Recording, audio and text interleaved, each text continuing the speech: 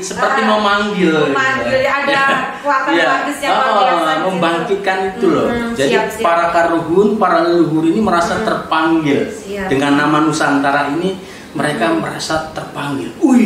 Gitu kan, bangkit gitu ya.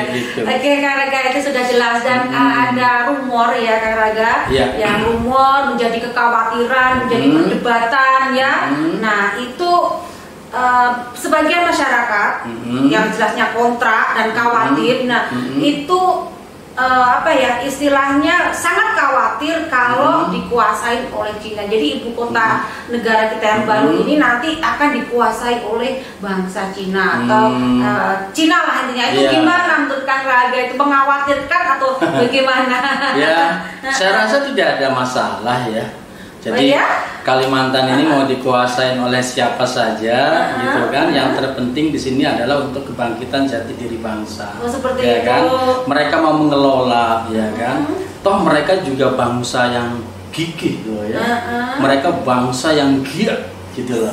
Semangatnya luar biasa loh bangsa Cina ini, ya kan? Jadi untuk membangun Kalimantan yang saya rasa ini kan penuh tantangan ya. Betul. Membangun suatu daerah di pedalaman ya kan, di hutan ya kan. Ini kan otomatis tantangannya sangat luar biasa. Pasti. Nah, bangsa Cina ini sudah teruji dan terbukti gitu loh ya kan. Dengan pembangunan infrastrukturnya yang sangat luar biasa, bangsa Cina ini menguasai gitu loh. Jadi saya rasa tidak ada masalah mau Kalimantan ini umpamanya dikuasai bangsa Cina, ya kan? Yang lainnya umpamanya seperti Sulawesi dikuasai Amerika, nggak masalah buat saya gitulah, buat saya pribadi ini ya. Umpamanya terus Sumatera sampai ke Aceh dikuasai Arabia, nggak ada masalah. Ya, kemudian Papua dikuasai oleh Rusia, ya kan? Nggak masalah. Dan Pulau Jawa dikuasai oleh pribumi Nusantara umpamanya kan, pribumi Indonesia, nggak masalah. Tapi bukan nanti tersisih atau bagaimana gitu Kang Raga? Yang terpenting itu tadi ya kan, tujuannya adalah untuk kebangkitan bangsa ini, untuk kebesaran bangsa ini ya, untuk menyatukan seluruh unsur kehidupan gitu ya. Jadi kita tidak membeda-bedakan gitu loh. Mau dari bangsa mana kayak, mau dari suku mana kayak ya kan. Mari kita bersama-sama membangun suatu peradaban kehidupan luhur gitu loh, ya kan? Jadi pribumi nggak akan tergeser? Tidak, saya rasa tidak. Tidak. Pemerintah cukup bijaksana ya di situ. Pemerintah akan bijaksana, dan yang terpenting adalah ini loh, ya, para pendahulu ya, kehidupan batin ya, otomatis yang berada di dimensi kehidupan batin itu mereka akan terus mengawal.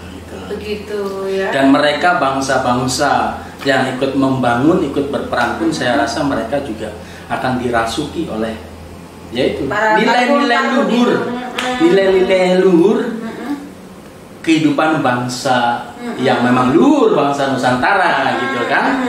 Itu saya rasa seperti itu. Jadi tidak usah perlu khawatir. Tidak perlu khawatir gitu, nggak perlu khawatir. Soalnya kan sangat kontranya itu kan takutnya dikuasai oleh bangsa Cina dan nanti pribumi akan tergeser perekonomiannya dan takutnya dijajah gitu kan Raga. Iya. Selama ini kan memang sudah berapa ratus tahun ya, bahkan mungkin dari ribuan tahun juga bangsa Cina ini kan masuk ke wilayah Indonesia ya. Bahkan kita juga keturunan dari mana kita juga nggak jelas ya kan. Mungkin bisa jadi kita keturunan dari Cina juga ya. Kenapa? Ya pada saat ini pun kita menggunakan kostum ini ya. Kostum Tiongkok ya. Ya, gitu loh. Bisa jadi seperti itu. Jadi jangan menjadi masalah lah kalau hanya siapa yang mau mengelola ya, sekalipun itu mau menguasai ya. Saya rasa tidak untuk seperti kayak penjajah ya. Bukan, di era-era penjajah ya, penjajahan kolonial ya. Ya, mungkin takutnya seperti itu. Tidak akan terjadi seperti ini karena eranya itu sudah berbeda ya. Eranya sudah berbeda dan disadari atau tidak ya. Pemindahan ke ibu kota ke Kalimantan Timur ini memang ini adalah program dari sang pemilik kehidupan. Seperti itu ya. Iya, program dari sang pemilik kehidupan. Di mana nanti akan ada penempatan wilayah pemerintahan, ya kan?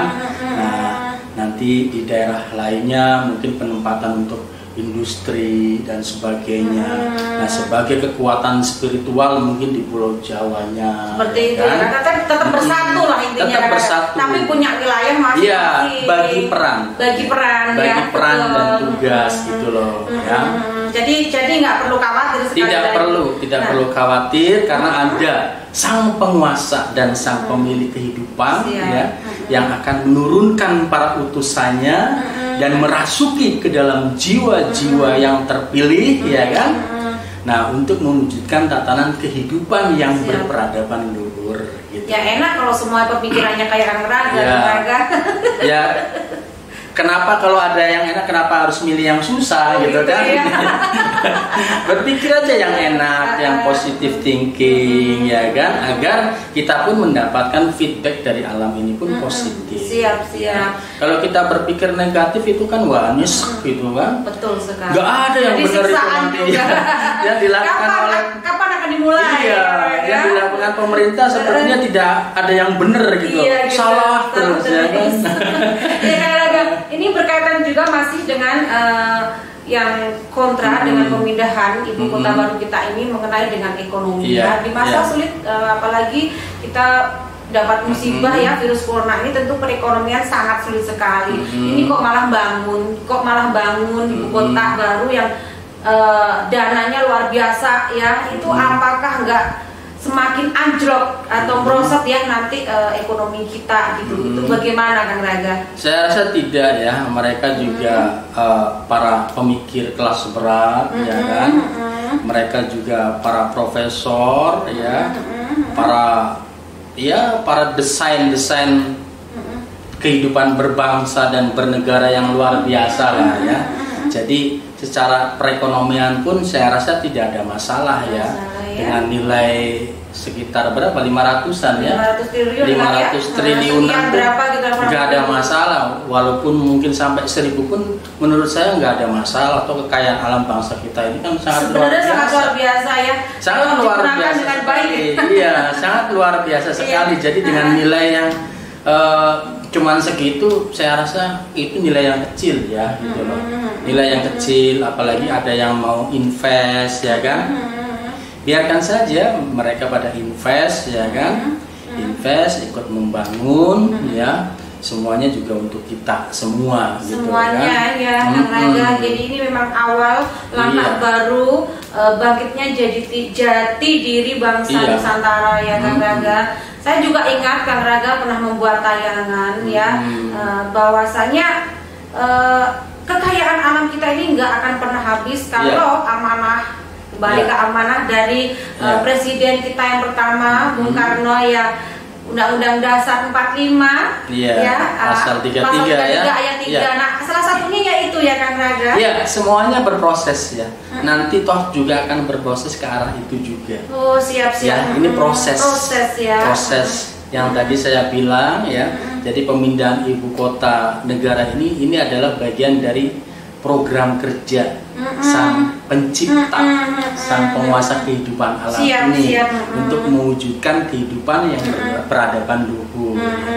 Jadi sebetulnya kita manusia ya, masyarakat seluruhnya ya, pada dasarnya tinggal menyelaraskan dengan program-program yang sudah ada ya, tinggal menyelaraskan, diselaraskan aja program-program yang ada dari sang pemilik kehidupan ini, maka otomatis akan tertata ya, tertata dengan sendirinya gitu loh kan.